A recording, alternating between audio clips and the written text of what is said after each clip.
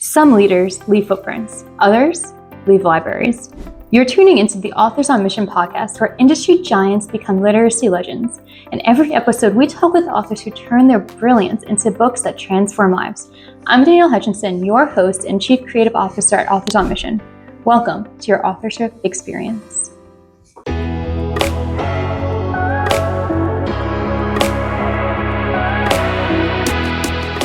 Hello, everybody, and welcome back to Authors on Mission, the podcast committed to bringing you top-tier insights and strategies from established experts who have achieved remarkable success in their fields. I'm Danielle Hutchinson, Chief Creative Officer here at Authors on Mission, and today I'm thrilled to welcome back Dr. Ewa Bialek for our second conversation. In our first episode, we explored Dr. Bialek's incredible journey from immunologist to photosynthesis pioneer, where she shared how her traumatic childhood experiences shaped her mission to help others understand the connection between emotional well-being and physical health. We discussed her impressive body of work spanning nearly 50 books, her immersive soul immunology approach, and her insights on holistic development. Today, we're going deeper into Dr. Bialek's wisdom, focusing specifically on practical applications of photosynthesis in leadership, organizational development, and her framework for the 7 types of personality. We'll explore how these concepts can help entrepreneurs and business leaders integrate spiritual dimensions into their work while achieving material success. So if you're seeking to align your business with deeper purpose, this conversation will provide valuable guidance from somebody who has devoted decades to this integration. So please join me in welcoming Dr. Ewa Bialek back to Authors on Mission. Welcome to the podcast. Nice to meet you. Yes, nice to meet you too. So my first question to you is going to be about the balance between material success and spiritual growth in adulthood, which, you explained to me suggests that neglecting spiritual needs can lead to suffering and depression. So would you mind sharing a little bit about that with us? Yes, of course. From childhood until the teenage years, our environment, including parents and teachers, focuses its actions on our physical development through dancing, sport activities, technology skills, and foreign language learning. All these are important for comprehensive personal growth, but not the same for everyone.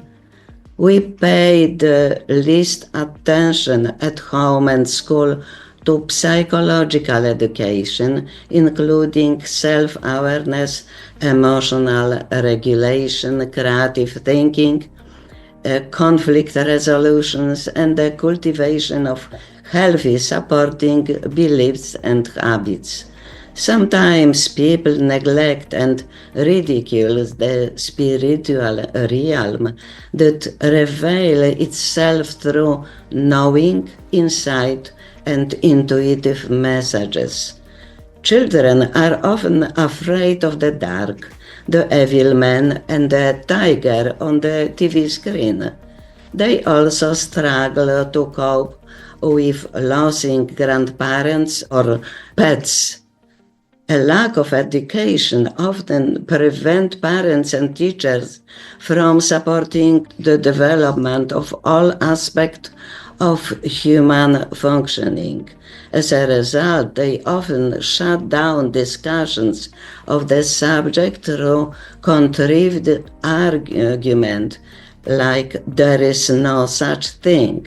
Although sometimes they threaten to lock children in the basement or resort to the evil master. Meanwhile, children coming into the world have memories of heaven. A book of Ewa Danuta Bialek. This book, I showed this book.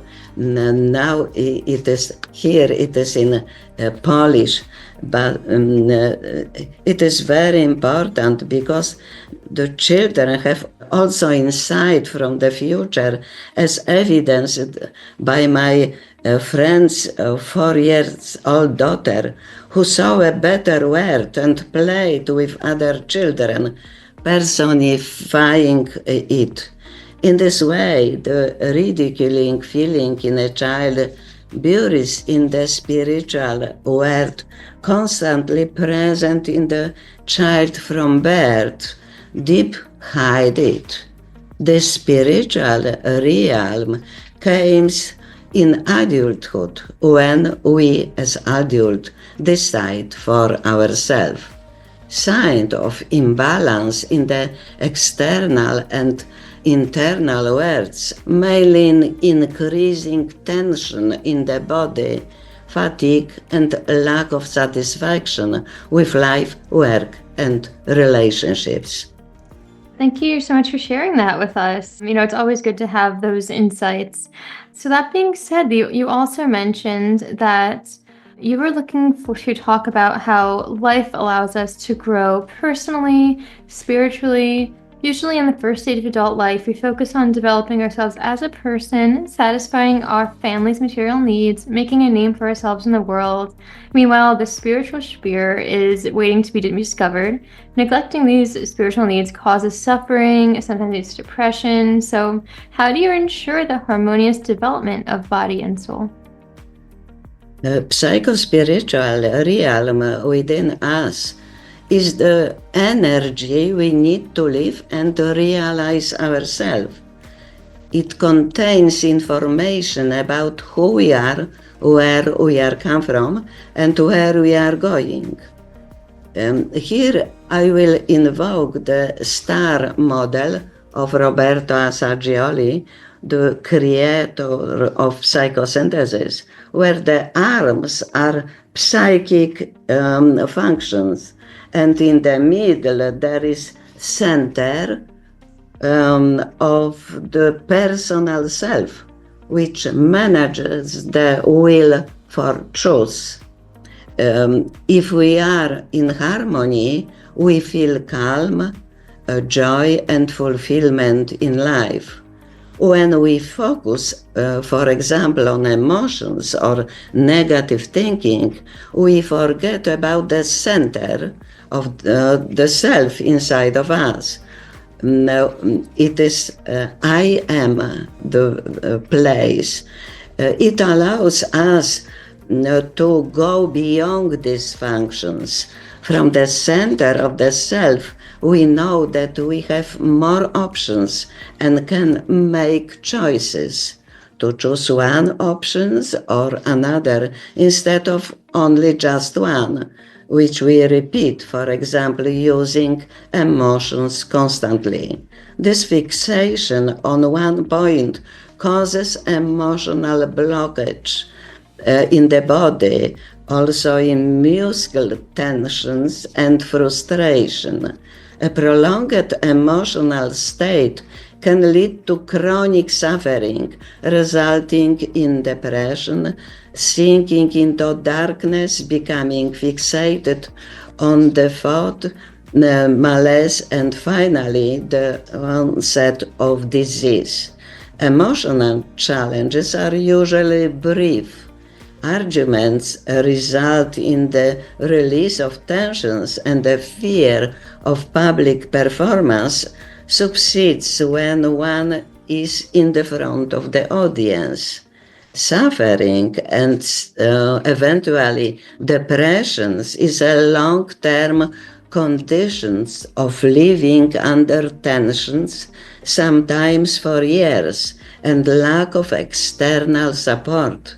In addition, certain recurrent situations, such as caring for an infirm parent with dementia, put us in a situation that we see no way out by being confronted with ourselves and the drama that is weighing us down.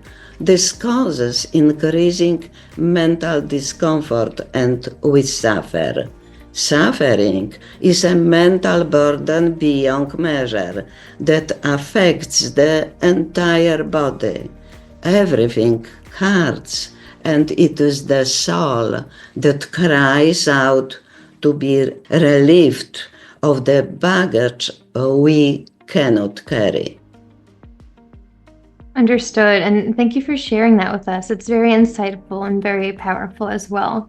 Now, you also told me about how the multitude of problems concerning the behavior of children and adolescents, the dramas resulting from failing to see their causes in time, sometimes tragic consequences. It forces us to look at the stage of upbringing, school education. So, what has been missing in them, and what can we add to them to make the world a better place to live in family and society?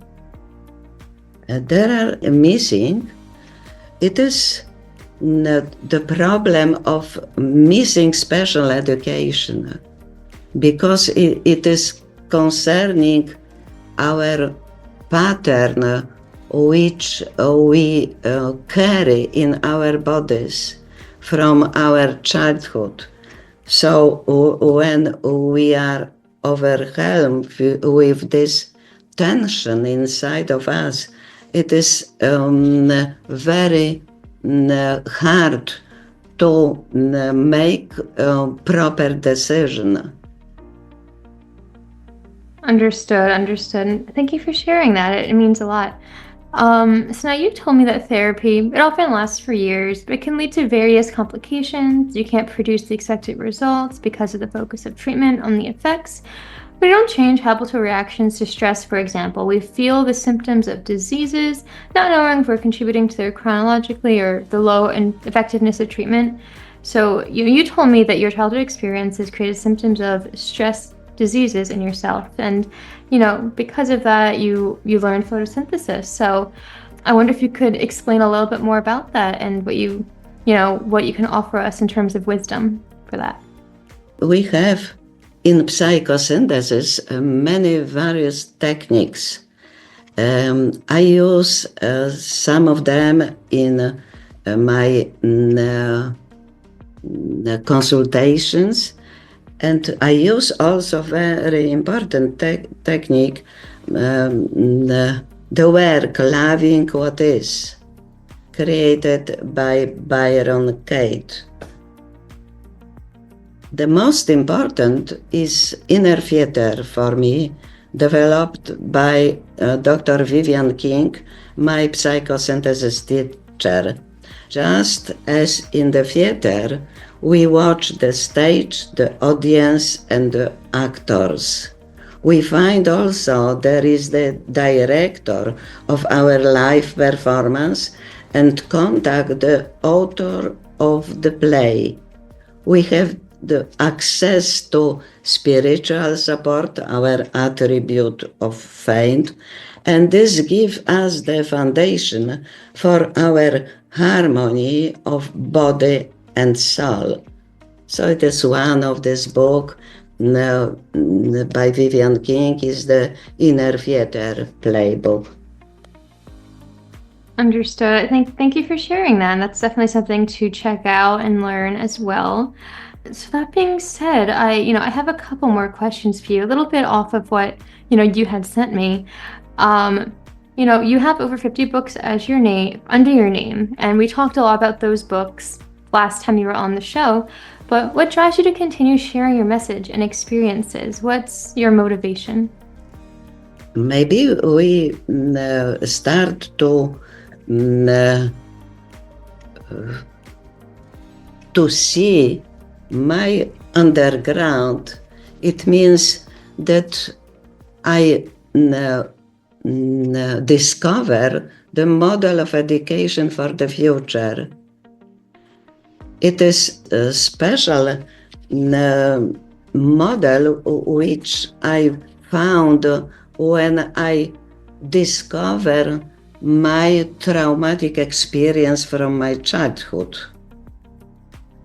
My father was political prisoner in Poland during the communist time when I was 2 years old. My family was under surveillance, and we, my brother and me, we live under stress. When I was just a few years old, I made a decoction from the flowers on the balcony, which I applied to my dolls to make them healthy. In the years that follows, my life path led me through college, learning about medicine, the use, the clinical trials, and various disease, and finally in my dissertation concerning immunology. My scientific research focused on secretory IgA as a general local protection mechanism for gastrointestinal mucous membrane. I had the most problems with this place in my body.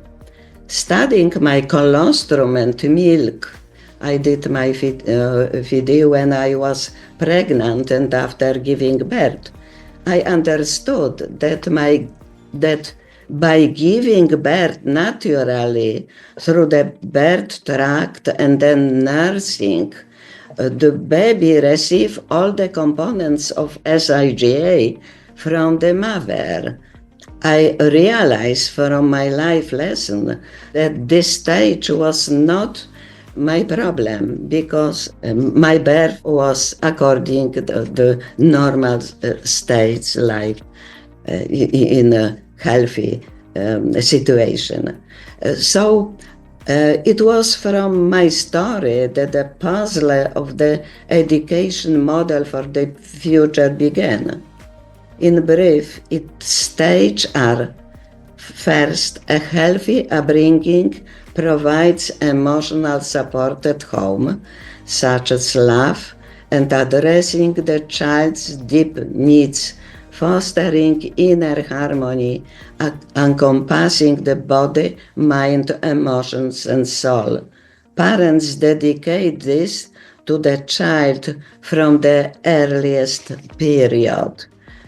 So parenting, it is the subjects of my books.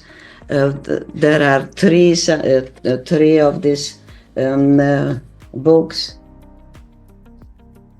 Second part of my model is in kindergarten and school, the introduction of the education about self.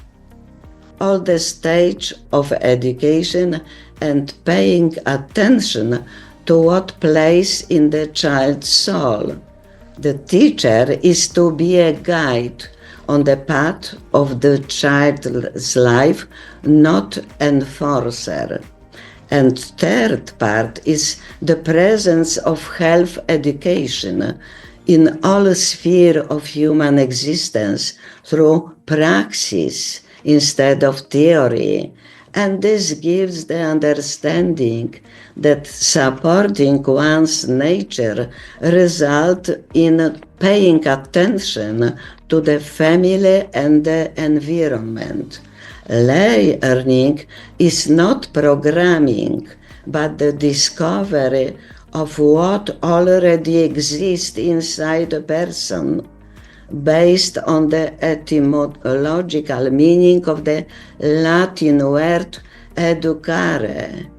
This kind of education from within allows one to discover the importance of the external environment and caring for it, and this produces concrete results for oneself and the world.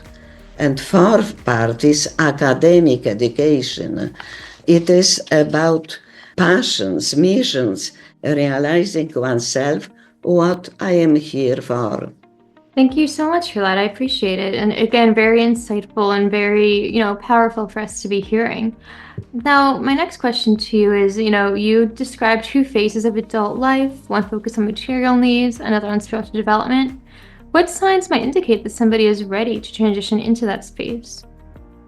Do you want to bring more attention to some scientific aspects of that? Yeah, that sounds good to me, if you would like to share. It is according new physics, because we have now a lot of different aspects of this important things what means that we are living not a physical body, but also we have some energy inside of us. It is energy in motion. Emotion, energy in motion. When this energy is in balance, we are living in harmony with oneself and with others. When we have some troubles, a lot of stress inside the body, it starts some disturbance, some kind of dispowering, and a lot of troubles concerning the energy between the muscle. So it is suffering, and it is especially connected with fibromyalgia.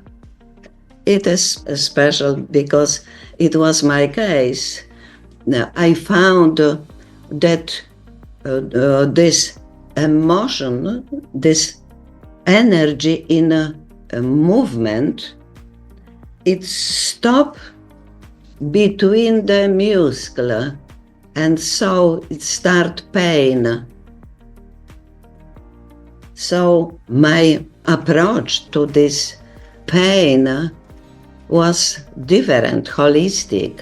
I started with diet, with many things, but more important was the movement, and also some kind of memory what was inside from my traumatic childhood experience. I have to move it, this energy inside of me, this negative thinking, etc. So when I start to decode of this traumatic experience into health promotions and feeling that I have to be healthy, not sick during all my life, I started to think that I have a power for changing. It was like I am in the center of myself and I have the will to choose disease or health. So it was more or less my approach to this, and a lot of books concerning fibromyalgia. There are a lot of 2, 4, 5, 6 books concerning fibromyalgia.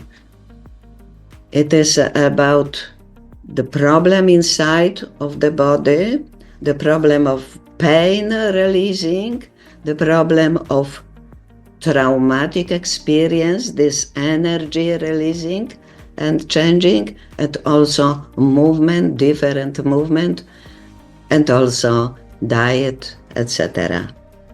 Thank you so much. I really do appreciate all these insights, and in fact, stress to everybody listening today, we can definitely apply that to our own lives and our own practices. So, last question before we begin to wrap up today, I was hoping we could talk a little bit about the writing process itself. Specifically, you balance sharing personal stories, sometimes painful experiences, but you also share lots of insights to lots of research. So to all of our listeners out there, how do you balance that in your writing? Can you offer us any writing tips? There are a lot of insight I found in myself, especially when I was in pain. But it was not being inside of this feeling, but how to release it, how to find a way to go out from that. It was very important for me to be creative, to use my creative thinking to find a way to use my also imagination to see not disease, but to see another way to be healthy. So it was like being between disease and health. So it is how to create well-being. Being in pain, but start to go out from pain to release this and see another way. So that's why it came my model of education for the future. It was seeing the different perspective, seeing that we can choose to be still in something or choose to change our thinking, our emotions, our imagination, and find also deep meaning why I am here in the earth. So it is like mission being in the earth, living my life from my perspective of trauma up to here and now, change it, and going up to the better life. Got it. Thank you very, very much for that. To all of the writers out there, I think we could all lose a lot of tips from that in our own experiences and our own writing. So I appreciate that. And now, do you have any other last bits of advice for our audience today, be it for, advice for your practices or writing advice or anything else in general that our audience to hold on to as they end the show? I think that it will be good to introduce something what I name self-management, because it is about being inside of me, in the center of myself, and expressing my power to do something, but also to be. It is very important, especially for managers, for leaders, etc., to understand that our spiritual being is still in us. And when we take care of that, the soul take care of also of us. Because it is like we are here for something in the earth, not only for doing.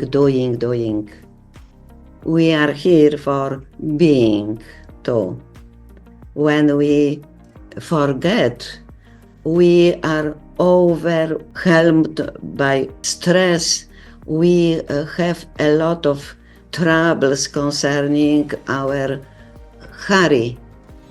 But when we start to think that we have to live in balance, so that's why now we are talking about life balance, harmony between living with the family, etc., and working.